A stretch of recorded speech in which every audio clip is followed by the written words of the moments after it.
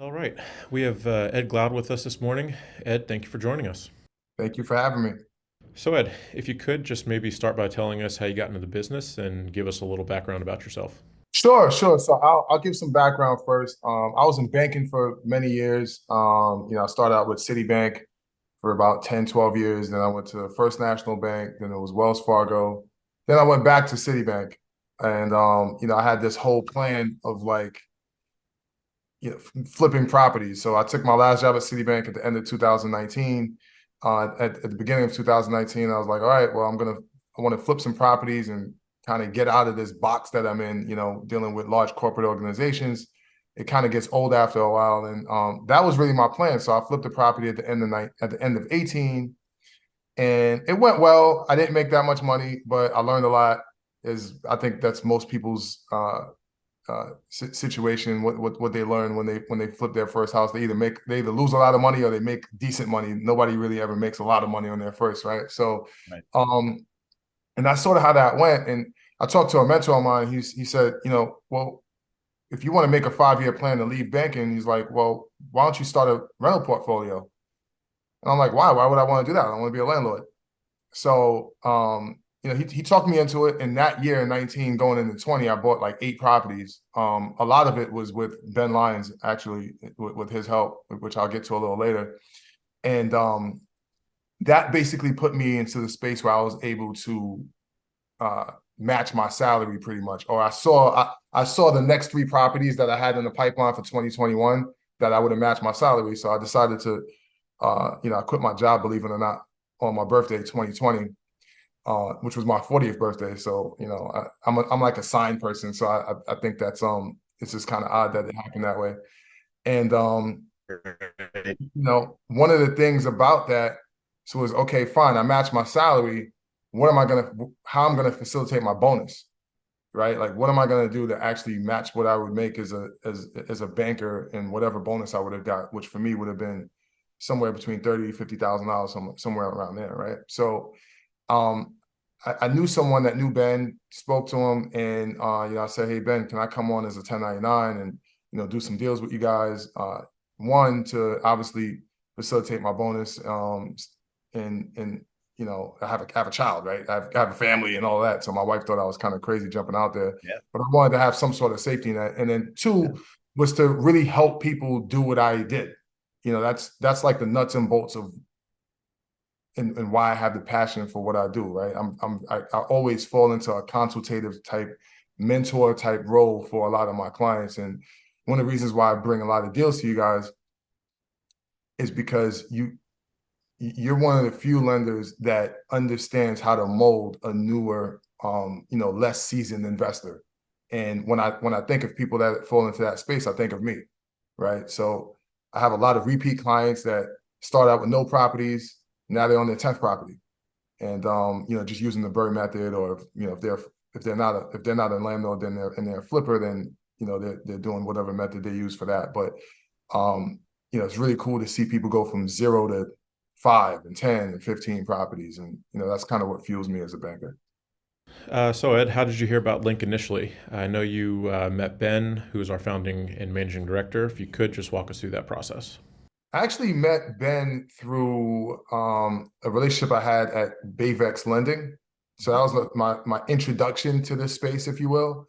And one of the first things that happened was having that because Dave had a relationship with Ben, and he made the introduction. He was, they were partners in some capacity, and I just maintained my relationship with Link after the split of Bayvex. That's Yeah. kind of how I introduced. All right. Obviously, you've done a handful of deals with us again as a borrower and a broker. What is it that you like about LYNK that makes you keep coming back and bringing other clients back as well? I think Link really, first of all, the team is phenomenal, right? There's nothing to talk about. It's second to none as far as the team, the relationship. I feel like I could talk through things. There've been some things that might have had some deals that might have had some hair on it that I was able to talk to you directly, and get some concessions, or just kind of get on the same page and tell more of the story about the borrower, which is very helpful. I don't think that a lot of other lenders have that. Everything is very black and white. Does it fit in this box? Does my note borrower, would my note borrower buy it, my note buyer buy it, and that sort of thing. So I like the fact that there's a lot of transparency between what I do here and Link. That's one. Two, and this is kind of, it might sound like it's a small thing for you, but your proposals are like almost exact. Like I've Mm, had some that were literally exact, and particularly when you're dealing with with a newer borrower that's, has one, 1 to 2, maybe 3 projects under their belt.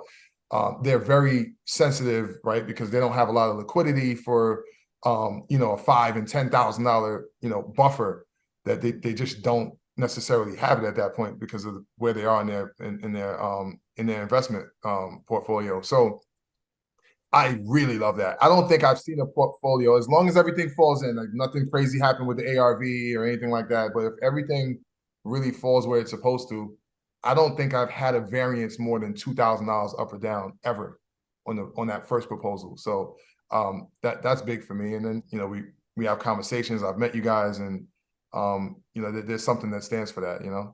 Can you think of an example? It can be general or very specific, anything between. Just maybe share an example of some creative way that we've helped you or one of your clients on a deal that you brought to us. Yeah, I could think of two, more one than the other. So one was we had some deals in Baltimore on Calhoun Street that the borrower had a lot of properties, had a decent amount of properties on their belt. Their experience was about 12, 13, somewhere around there.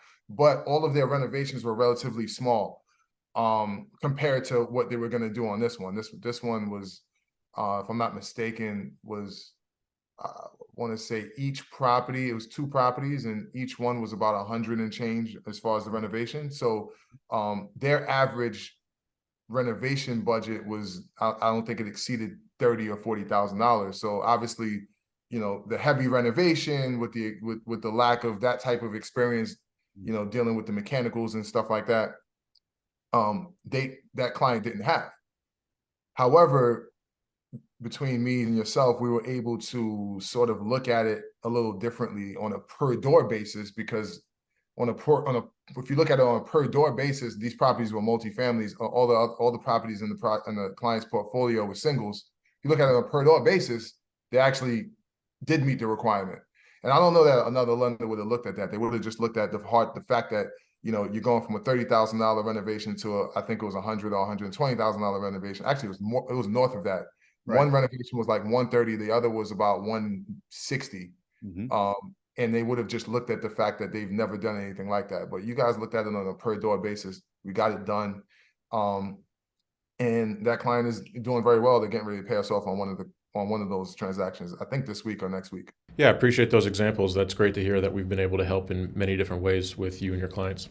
No, I think we hit it on the head. I just like to see Link continue to grow, continue to work with all types of borrowers, and having people like myself on the team is beautiful, because I don't know that there are a lot of other lenders that are out there that are actually investors.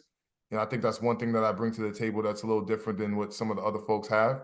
And I'd like to see more of, people with that type of background be able to get into the space, because the more people like myself and some of the others on your team that have that background, the better we can coach people, the better we can, talk to the underwriters that be to kind of look at things a little differently. Um, and I just love to see more of that. I think what you guys are doing is phenomenal. Yourself, Ben, I mean, the whole team, Karen, just phenomenal group of people. Hey, Ed, thanks for taking the time today. I appreciate it. You Yep. too.